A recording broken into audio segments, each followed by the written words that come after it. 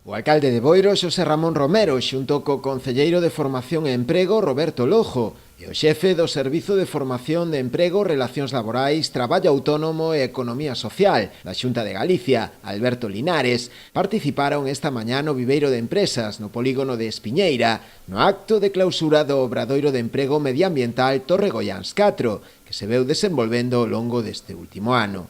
Na experiencia formativa tomaron parte un total de 20 alumnos, divididos nas especialidades de instalación de elementos de carpintería e repoboacións forestais e tratamentos silvícolas. Darvos a todos a enhorabuena polo traballo que estuveste realizando durante estes meses. A verdade é que estamos moi contentos, non só do voso traballo, sino tamén do voso comportamento. Creo que ao final se fixo unha gran familia, 20 persoas traballou de forma coordinada, tanto pola parte de carpintería como o tema de forestal, e, pola miña parte, darvos as gracias, e, ao fin, o que se pretende aquí, pois, é que saleades formados e encontredes un posto de traballo ou seguir formándose, pois, na formación que estuvestes recibindo, pois, estos meses aquí, non? Todos os esforzos que realizamos desde as administracións serían inútiles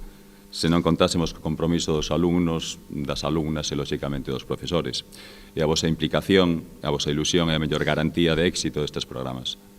Desde a Xunta de Galicia imos seguir traballando